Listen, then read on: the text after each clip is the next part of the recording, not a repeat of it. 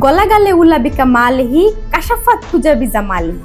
এই কথাটা কি অনেকে পরিচিত মনে হচ্ছে? হ্যাঁ, যারা মফস্বলে বা গ্রামে বড় হয়েছে তারা এটা মিলাদ মাহফিলে শুনে থাকবেন। অনেকেই আমরা মনে করি এটা হয়তো কোরআন হাদিসের কোনো বাণী না, এটা পারস্যের বিখ্যাত কবি শেখ সাদীর একটা কবিতা। শেখ সাদীর একটা বই পড়ছিলাম, গুলিস্তা। এখানে শেখ সাদী লিখেছেন যে অসৎ উদ্দেশ্য নিয়ে সত্য কথা বলার চেয়ে সৎ উদ্দেশ্য নিয়ে মিথ্যা কথা বলা অনেক শ্রেয়। এ নিয়ে তিনি একটা গল্প বলেছেন, সেটা একবার এক বাদশাহ তার দরবারের এক ব্যক্তিকে ফাঁসির হুকুম দিলেন। যথারীতি সেই ব্যক্তিকে ফাঁসি দেওয়ার জন্য টেনে হিঁচড়ে নিয়ে যাওয়া হচ্ছে। তখন ওই ব্যক্তি অনেক জোরে জোরে চিল্লাচিল্লি করে বাদশাকে গালাগালি করছিলেন। বাদশাহ তার ভাষা বুঝতে পারেননি।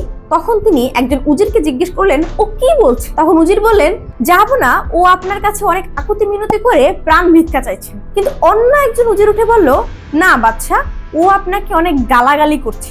তো বাদশাহ দ্বিতীয় জনের কথা না শুনে প্রথম জনের কথা শুনে ওকে ক্ষমা করে দিলেন।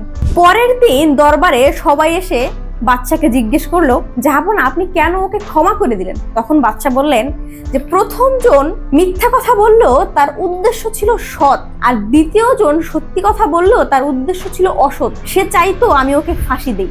যার জন্য যিনি সৎ উদ্দেশ্য নিয়ে মিথ্যা কথা বলেছেন, আমি তার কথারই প্রাধান্য দিয়েছি। তার মানে তিনি বুঝিয়েছেন যে কখনো কখনো উদ্দেশ্য সৎ থাকলেও মিথ্যা কথা বলা যায়, এবং উদ্দেশ্য অসৎ থাকলে সত্যি কথা বলেও কোনো কাজ হয় না।